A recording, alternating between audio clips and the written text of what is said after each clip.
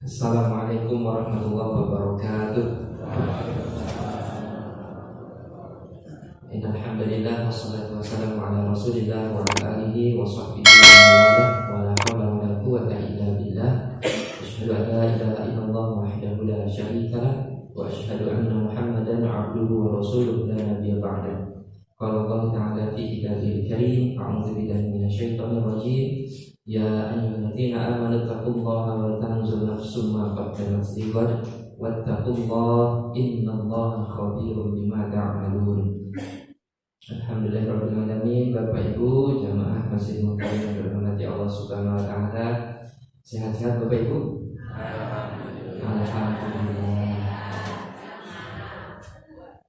Luar biasa ya. Alhamdulillah, kita bersyukur sampai hari ini Allah masih berikan kita nikmat umur, nikmat kesehatan, nikmat kesempatan, dan nikmat hidayah sehingga kita dimudahkan oleh Allah berangkat ke masjid untuk sholat isya berjamaah. Mudah-mudahan ibadah kita diterima oleh Allah Subhanahu wa taala. Amin. Salam dan salam semoga tercurah pada junjungan kita Rasulullah Muhammad sallallahu alaihi wasallam beserta keluarga, para sahabat, dan mudah-mudahan kita besok di hari akhir termasuk dalam golongan orang yang mendapatkan syafaat beliau. Amin.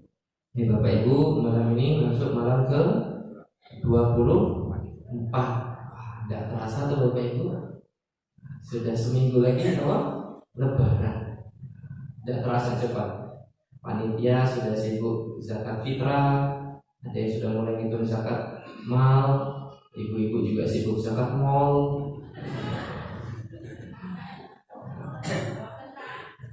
Buatan ke mall online ya, sama saja.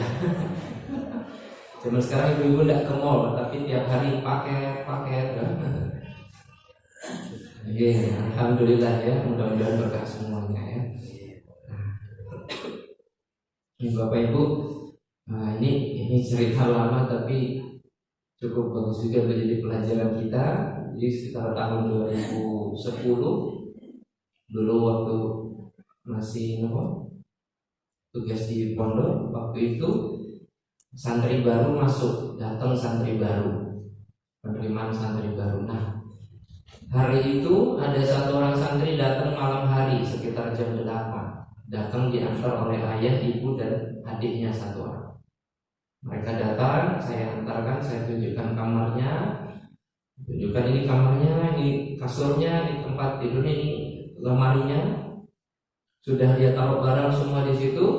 Si anak ini langsung duduk di kasur santai Bapak Ibu. Lalu saya tanya si anak ini, "Dek, sudah sholat isya belum? Kalau belum itu bisa dibawa sholat isya." Ternyata Bapak Ibu, si anak ini memberikan jawaban yang di luar dugaan. Si anak ini dengan santainya duduk di kasur, senderan ke tembok, kaki selonjor, tanpa beban dia jawab, "Males, bapak aja gak sholat." Tangannya nunjuk bapaknya sendiri. Bapak-bapak kalau di posisi itu gimana rasanya? Tenang rasanya ya. Saya waktu itu di situ juga kaget. Ya Allah, ini anak kok terlalu jujur. Nunjuk bapak sendiri, "Males, bapak aja gak sholat." Tapi di situ Bapak Ibu jadi pelajaran besar. Karena ternyata kalau kita ingin anak kita rajin sholat, siapa yang duluan harus rajin sholat? Orang tua. Kalau kita pengen anak kita besok semangat ngaji, semangat belajar, dia harus lihat siapa nih yang semangat belajar, semangat ngaji? Orang tua. Kalau kita ingin anak kita ngomongnya bagus, ngomongnya baik, lisannya terjaga, siapa yang harus duluan terjaga lisannya? Orang tua. Karena saya juga pernah menemukan ada anak kecil waktu itu masih ngontrak bareng teman-teman waktu kuliah. Dekat rumah tetangga itu ada anak kecil usia TK gitu, ribut sama kakaknya, ngomel-ngomel gitu. Wah, bahasanya ya Allah Pak, misu-misunya sudah level gembira loka itu Pak. Semua disebut. Kita yang dengar itu cuma, ya Allah, kok anak kecil ngomong kayak gitu ya? Kok bisa? Ternyata jawabannya itu kami temukan beberapa hari kemudian. Kapan? Saat bapak ibunya ribut. Karena kata-kata yang digunakan persis sama. Maka jangan heran kalau anak-anak kita kok kata-katanya agak aneh. Cek dulu, ini bapak ibu kalau ngomong di rumah gimana? Sekarang saja anak-anak pengaruhnya di luar juga lumayan besar tuh Pak, Bu. Maka orang tua di rumah harus jadi pegangan dulu untuk anak. Jangan berharap bapak ibu, mohon maaf nih, jangan berharaplah anak-anak kita tuh rajin sholat kalau anak-anak tiap kali waktu azan tidak pernah lihat bapaknya siap-siap mau sholat. Jangan berharap anak kita itu mau pakai baju muslim, baju rapi kalau tidak pernah lihat ibunya semangat pakai baju muslim. Jangan berharap anak kita bakal jadi penghafal Quran kalau dia tidak pernah lihat bapak ibunya megang Quran di rumah. Kita kadang pengen anak kita tinggi, gini, tapi kita orang tuanya nggak pernah berusaha memperbaiki diri kita. Kadang saya pernah lihat di satu masjid, bukan di sini, di daerah lain itu Pak. Anak-anak TPA pulang TPA maghrib kan idealnya sebagian langsung ikut sholat maghrib Pak ya. Ada yang dijemput, tetapi Pak yang jemput ya Allah, anak-anaknya itu keluar masjid, yang putri pakai baju gamis, kerudung manis-manis gitu, yang cowok itu pakai peci, celana panjang, baju koko. Yang jemput ibunya nggak pakai jilbab, celana pendek, pakai kaos ketat. Yang jemput bapaknya pakai celana pendek, dengan azan di luar malah masih asik ngerokok aja, nggak ada niatan mau sholat. Mohon maaf kalau kayak gini anak-anak itu bingung dah Bapak Ibu. Bingung anak-anak. Kata ustazah di TPA sholat pakai jilbab, begitu keluar lihat ibunya, kok nggak pakai jilbab? Kata ustazah di TPA pas azan ayo sholat berjamaah, lihat bapaknya tiap azan malah nggak pernah sibuk siap-siap mau sholat. Kan anak-anak kita bingung Pak. Ketika anak-anak bingung di rumah apa yang mereka cari keluar. Lihatlah YouTube, lihat YouTube sama teman-temannya, ditonton apa? Dangdut koplo. Sudah, tambah jadi kan. Nanti begitu anak sudah seperti itu, gantian orang tuanya yang bingung. Kok anakku kayak gini? Kira-kira jawabannya apa Bapak Ibu? Mohon maaf Bapak Ibu, saya pernah sholat di sini Pak. Sholat maghrib nopo isya ya, saya lupa. Saya sholat di sholat kedua atau ketiga. Begitu mulai sholat, takbir Allahu Akbar. Di sebelah saya Pak, jejer anak-anak kecil usia kelas 4, 5, 6 SD itu 5 anak Pak jejer di sebelah saya ikut sholat. Tapi sebelum sholat mereka semua serentak kompak mengeluarkan dari kantongnya HP, ditaruh di depan semua jejer 1, 2, 3, 4, 5 5-5-nya bawa HP. Dan saya melihat HP gue kalah ini. HP saya kalah bagus sama HP mereka. Kira-kira mohon maaf Bapak Ibu, jawab jujur. Anak-anak kelas 4, 5, 6 SD megang HP sebagus itu dipakai untuk apa? Kemungkinan cuma 2, game, YouTube. Ya. Jarang ada anak-anak itu. Nah, kamu buat apa HP-nya? Saya buka maktabah syamilah, belajar baca kitab. Kayaknya saya belum pernah nemukan kayak gitu.